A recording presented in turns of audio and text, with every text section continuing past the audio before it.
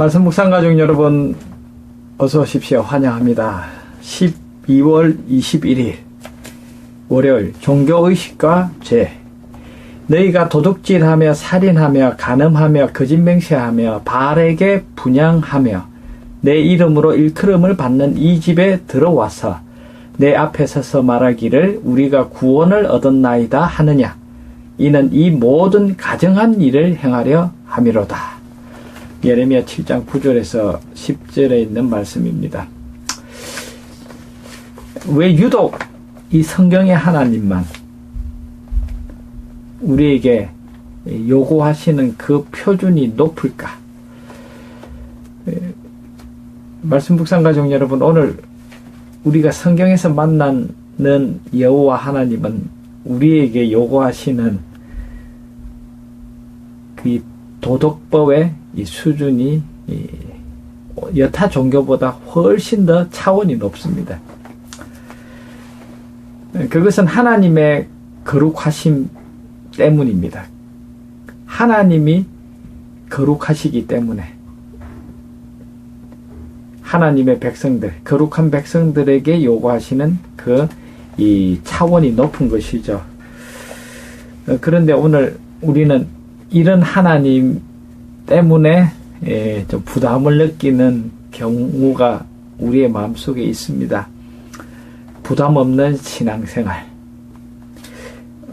마음의 변화 없어도 괜찮은 그런 종교.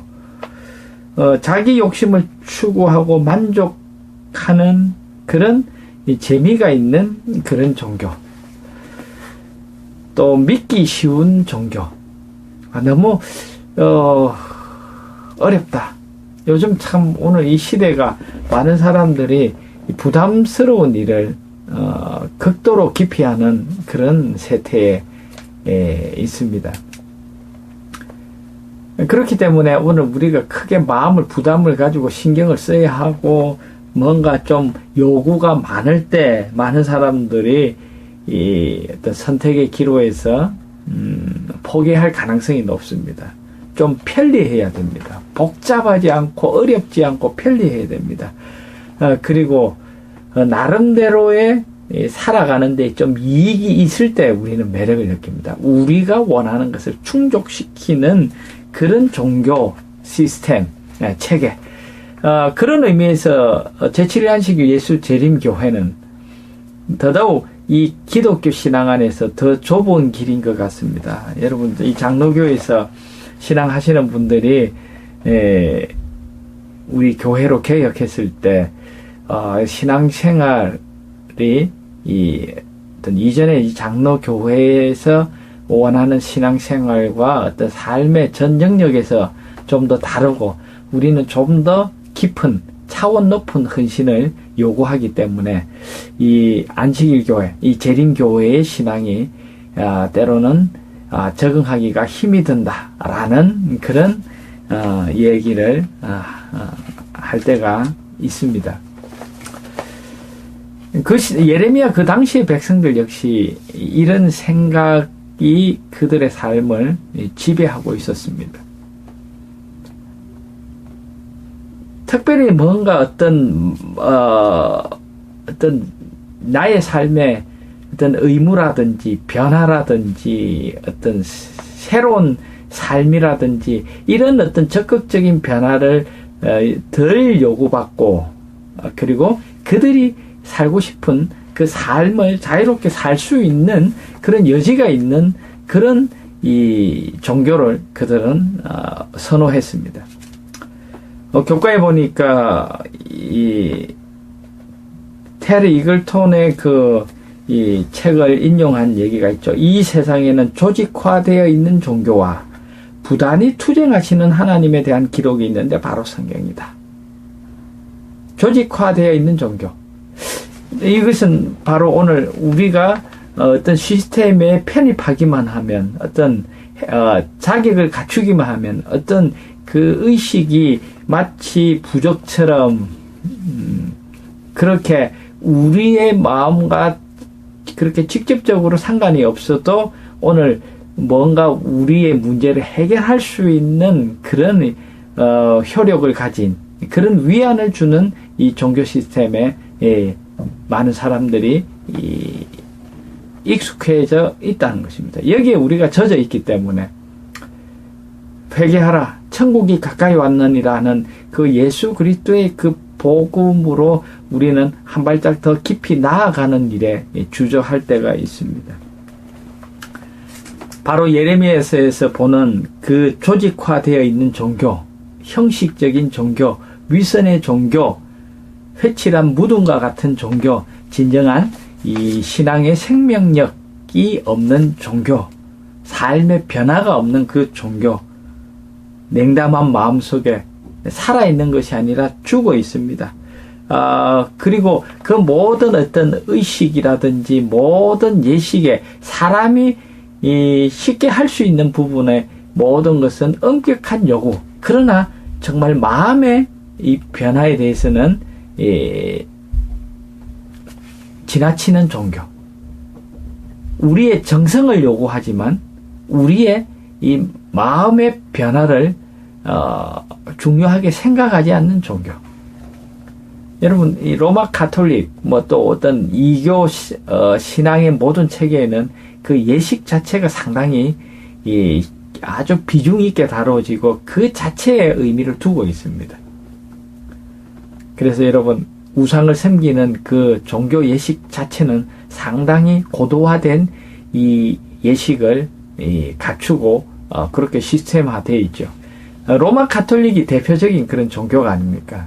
아주 이 고도의 이 수많은 이 상징과 예식과 어떤 집례들을 통해서 사람들에게 사람이 거기에 참여한 것만으로도 모든 이 그들의 어떤 삶의 문제가 해결됐다는 것입니다. 해결된다는 그런 이 기만을 주는 종교.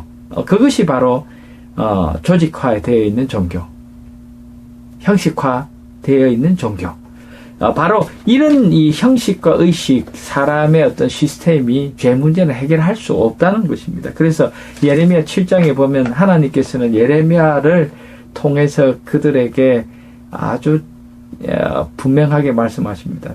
삶의 변화, 회심을 경험하지 않는다면 희망이 없다라고 말씀하고 있는 것입니다.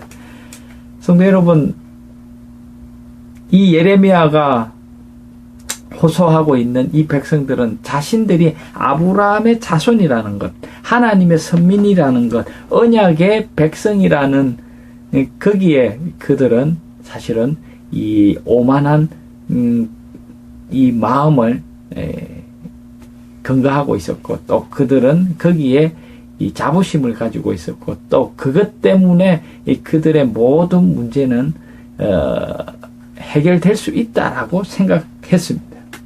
하나님과의 관계, 더 깊이 그들은 하나님을 더 알아가고 하나님과 조화되는 삶을 그들은 고민하지 않았습니다. 단순히 하나님의 백성이라는 것, 하나님과 언약한 믿음의 조상 아브라함의 자손이라는 그 사실에 그들은 머물러 있었습니다. 이것은 사탄이 오늘 우리를 아주 고도로 속이는 그런 이 거짓의 이 계략이었습니다. 여러분, 오늘 우리에게는 사실은 이 하나님과 우리 사이의 그 관계가 단순히 우리의 어떤 필요를, 우리의 어떤 마음의 불안을 해결하는 어떤 그런 이 부적이나 어떤 주문과 같은 그런 이 비인격적인 그런 관계가 아니라 하나님께서는 더 깊은 관계. 그래서 하나님께서 우리와 한 발짝 더 밀접하게 다가서시기 위해서 우리의 마음의 변화를 요청하시는 것입니다. 그러나 그 백성들은 거기에 관심이 없었습니다. 왜냐하면 죄를 더 좋아했기 때문입니다.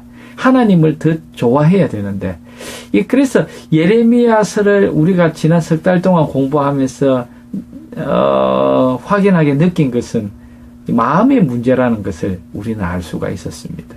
너희가 무익한 거짓말을 의뢰하는도다.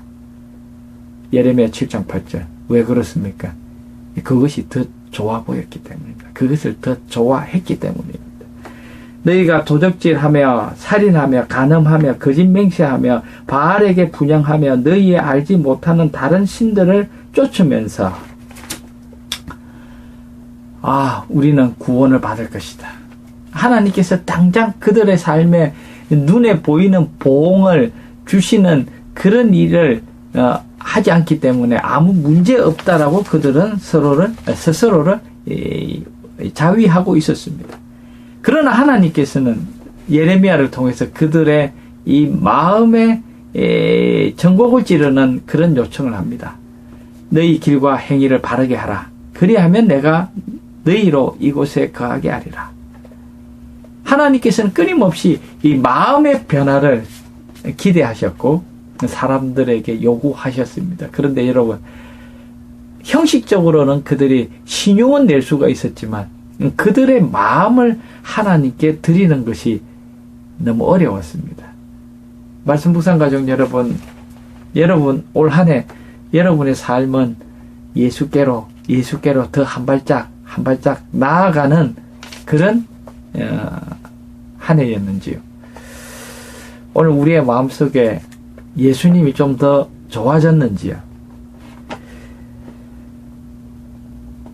하나님을 좋아해야 되는데 하나님과 더 가까이 하고 싶고 그분의 뜻이 멋지고 보람있고 가치있게 보여야 되는데 이 예레미야가 호소했던 그 백성들, 유다 백성들의 마음속에 하나님이 그렇게 그들의 마음을 사로잡지 못하고 그들의 마음속에는 세상에 대한 이 부담 없는, 그리고 자신의 욕심, 그리고 오늘 우리의 이 타락한 본성과 취향을 충족시키는 이 세상의 길, 바로 우상 숭배에 그들은 몰입했습니다.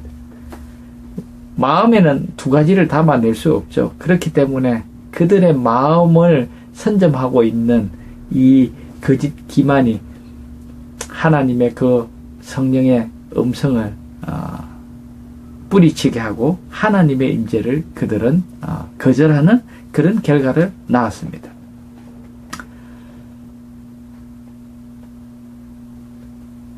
때로는 마음에 일어나는 일말의 그 양심의 가책을 그 무의미한 형식과 의식과 어떤 이 예식을 통해서 죄 문제를 해결할 수 있다라고 마음에 믿고 있는 그 기만이 그 시대를 지배하고 말았습니다. 그래서 하나님께서는 어제 말씀드린 것처럼 하나님의 공의를 드러냈습니다.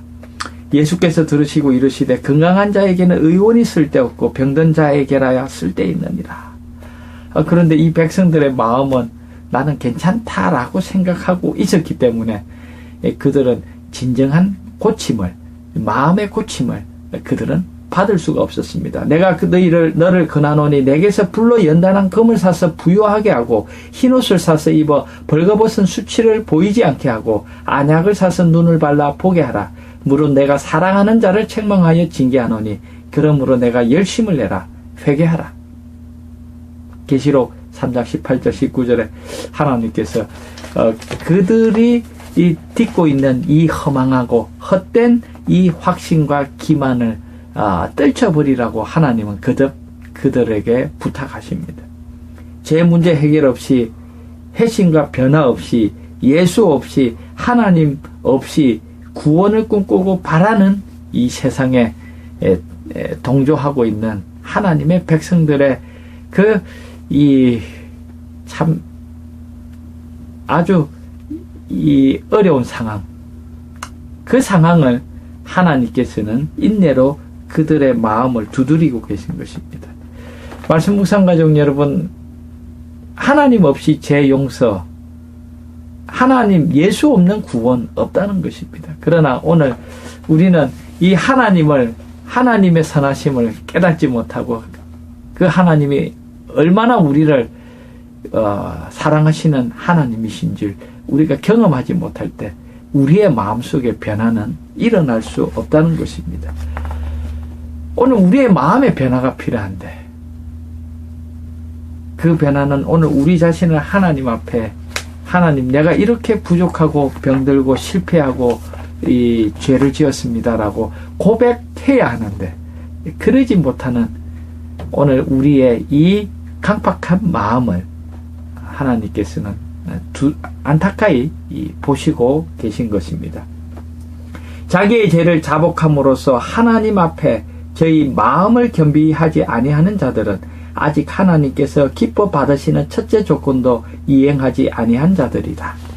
만일 우리가 다시 회개할 것 없는 회개를 경험하지 아니하고 죄를 미워하는 가운데서 심령의 참된 겸비와 통회하는 정신으로 우리의 죄를 자복하지 아니할 것 같으면 우리는 아직 진정으로 죄의 사유를 구한 것이 아니요, 또한 우리가 진정으로 구하지 아니하였으면 우리는 아직 하나님의 평강을 얻지 못한 자이다. 아멘.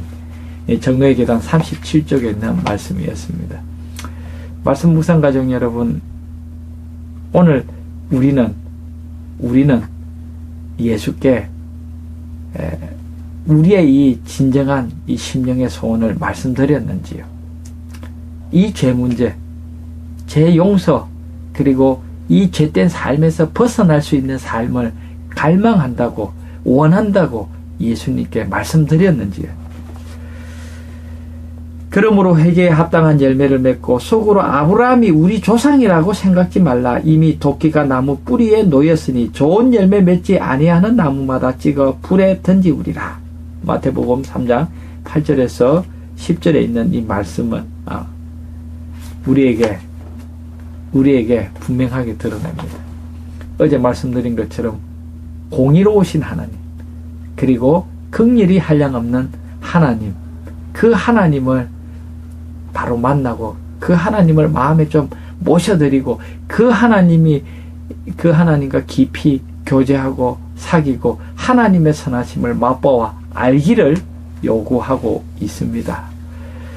말씀 묵상 가족 여러분, 오늘 이 인생의 이 구원의 문제에서 이 죄 문제를 해결해야 되는데, 이 죄를 씻어내고 우리를 치유하시는 오직 한 분, 우리 하나님, 그 하나님을 외면하지 말라고 선지자는 우리에게 호소하고 있습니다. 말씀 묵상 가족 여러분, 오늘 그런 의미에서 오늘 우리의 마음에 이 흐름은 하나님께로 향하고 있는지 우리 자신을 다시 한번 살펴봅시다. 감사합니다.